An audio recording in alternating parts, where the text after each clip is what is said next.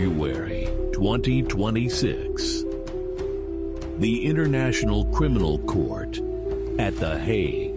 The world expected a spectacle. The Punisher, Rodrigo Duterte, finally facing the scales of international justice. Instead, they found an empty chair. To the prosecution, it was a snub. To the media, it was a headline. But to the legal mind, it was a masterstroke. Rodrigo Duterte didn't just skip a hearing. He detonated a procedural landmine that exposed the fragile machinery of international law. This is not a story of a man in hiding. This is the story of how a waiver became a weapon. The prosecution demanded his presence. They cited the gravity of the charges, crimes against humanity. They pointed to the victims. They argued that justice required his physical or virtual attendance. But Duterte's legal team threw the Rome Statute back at them. Under the law, presence at a confirmation hearing is a right, not an obligation. By forcing the issue, Duterte's team made the ICC prosecution look like they were choosing theater over due process. Why insist on dragging an 80-year-old man into a glass booth? The editorial pulse is clear. The prosecution didn't want a trial. They wanted a trophy. By granting the waiver, the judges chose the law. By seeking it, Duterte exposed the prosecution's hunger for optics over dignity. But the true genius of the move lay in the filing itself. Duterte didn't just say, "I'm not coming." He said, "I was stolen." In a stunning rhetorical shift, the former president reframed his transfer to The Hague as an abduction dressed as law. He didn't just target the court. He targeted Malacanang.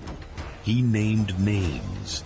He pointed to the administration of Ferdinand Marcos Jr., claiming the Philippine state acted not as a sovereign power, but as an instrument of surrender. Think about the paradox. A man who once held the highest office in the land now claims his own government kidnapped him for a foreign power.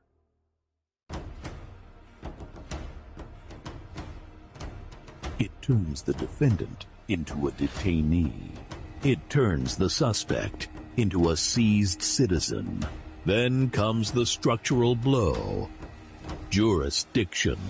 Duterte's argument is simple, but devastating. The Philippines withdrew from the Rome Statute. Therefore, the ICC is a gatecrasher in a house it no longer owns. International law says the ICC is a court of last resort. It only steps in when a nation is unwilling or unable to act. But look at the Philippines.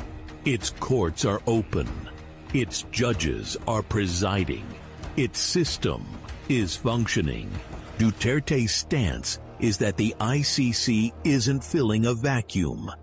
It's creating a distortion. To reclassify domestic police operations as international atrocities isn't just a legal disagreement. It is a category collapse. He isn't just refusing to attend. He is refusing to consent to the premise that the court even exists for him. In the end, the judges granted the waiver. They chose the quiet path of the law over the loud demands of the prosecution. But the damage to the narrative is done. Duterte's absence will dominate the headlines more than his presence ever could. His written words, kidnapped, unlawful, no jurisdiction, will echo through the halls of The Hague without the distraction of a frail body in a booth. In chess, the most dangerous move isn't the one that takes a piece. It's the one that exposes the entire board. Rodrigo Duterte just moved his queen. Now, the world waits to see if the ICC or the Philippine state has a counter move left.